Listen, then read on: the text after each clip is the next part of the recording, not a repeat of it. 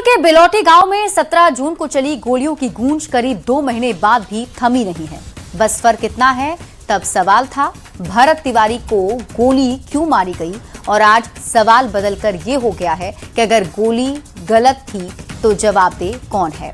सरकार ने पहली बार उस परिवार के दर्द को सरकारी फैसले की शक्ल दी है। ये रिपोर्ट देखिए।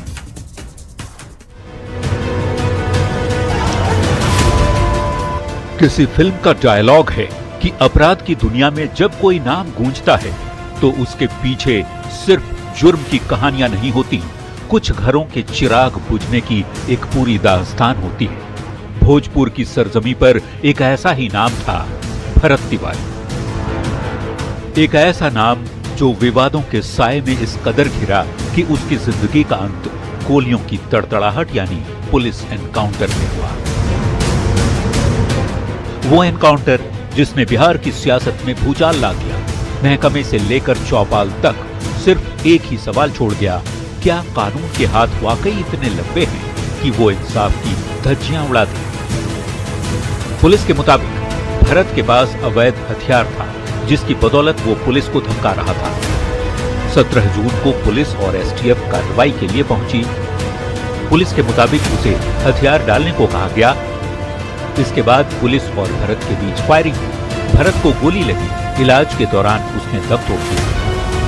स्थानीय लोगों के मुताबिक भरत ने सरेंडर कर दिया था, लेकिन सरेंडर के बाद भी पुलिस ने उसका एनकाउंटर किया। कहानी किसी फिल्म जैसी नहीं, बल्कि उससे कहीं ज्यादा खौफनाक और उलझी हुई है। शुरुआती दौर में पुलिस की फाइलें इसे एक मुठभेड़ बताती रही, लेकिन जब वर्दी पर सवाल उठने लगे, पोस्टमार्टम रिपोर्ट सामने आई, खुलासे हुए, तो कानून को झुकना ही पड़ा। पोस्टमार्टम रिपोर्ट के मुताबिक भरत के शरीर में 5 गोलियों के घाव थे। गोलियां शरीर के निचले हिस्से में लगी थीं। एक बाईं जांघ के ऊपरी हिस्से में, दूसरी बाईं जांघ में, 2 दाहिनी जांघ में और एक बाएं पैर में, कुल 5 गोली। और यहीं से शुरू हुआ इस कहानी में नया मोड़, जहां मुख्यमंत्री सम्राट चौधरी ने इस मामले में एक बड़ा कदम उठाया। सोशल मीडिया प्लेटफॉर्म एक्स पर सीएम ने लिखा, न्यायिक जांच की अंतरिम रिपोर्ट के आधार पर दिवंगत भरत तिवारी के परिवार को आर्थिक सहायता और एक परिजन को सरकारी नौकरी दी जाएगी। तो मानो आंसुओं के समंदर में किसी ने मरहम रख दिया।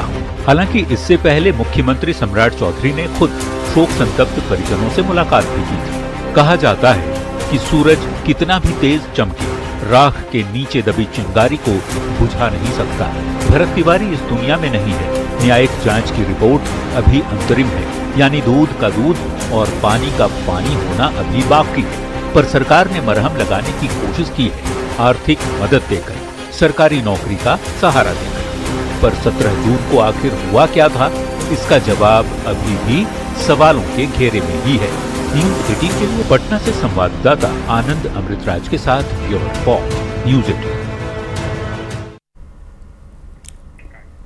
तो मुख्यमंत्री ने घोषणा करते हुए कहा कि न्यायिक जांच की अंतरिम रिपोर्ट के आधार पर बिहार सरकार द्वारा दिवंगत भरत तिवारी के परिवार को आर्थिक सहायता एवं एक परिजन को सरकारी नौकरी प्रदान की जाएगी। अब इस खबर के बाद सियासत गर्मा गई। एक तरफ एनडीए ने इसका स्वागत किया तो विरोधी दलों ने निशाना साधा है। सरकार को झुकना पड़ा, सम्राट चौधरी को झुकना पड़ा। तो जब आपने मान लिया ये फेक इनकाउंटर है, तो आप बिहार की जनता से, देश की जनता से सम्राट चौधरी की माफी मांगेंगे कि नहीं मांगेंगे? कार्रवाई करेंगे उन लोगों पर जिनके आदेश पर ये गोलियां चली। भरत तिवारी के परिजनों को मुआवजा भी मिलना चाहिए, नौकरी भी मिलनी चाहिए और साथ ही साथ न्याय भी मिलना चाहिए। सरकार न्याय देने के पक्ष में नहीं है। इतनी लंबी जांच के बाद, इतने लंबे अरसे के बाद सरकार ये नहीं बता पाई कि किसके आदेश पर भरत तिवारी को गोली मारी गई, भरत तिवारी की हत्या किस अधिकारी ने करवाई। न्यायिक जांच आयोग की अंतिम रिपोर्ट के आधार पर परिवार को आर्थिक सहायता देने और एक परिजन को सरकारी नौकरी प्रदान करने का निर्णय स्वागत योग्य है और ये सरकार की मंशा को रेखांकित करता है। किसी भी घटना में पीड़ित परिवार को न्याय सहयोग से वंचित नहीं रखा जाएगा।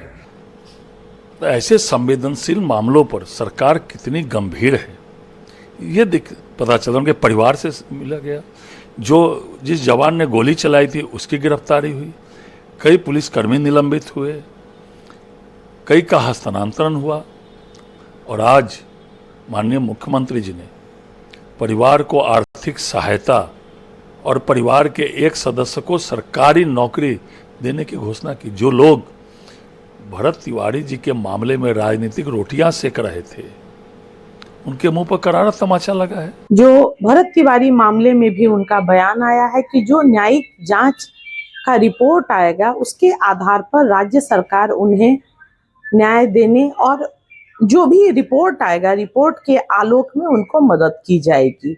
और ऐसा फिर अन्य मामलों में भी समान रूप से बिहार सरकार न्याय के साथ खड़ी है।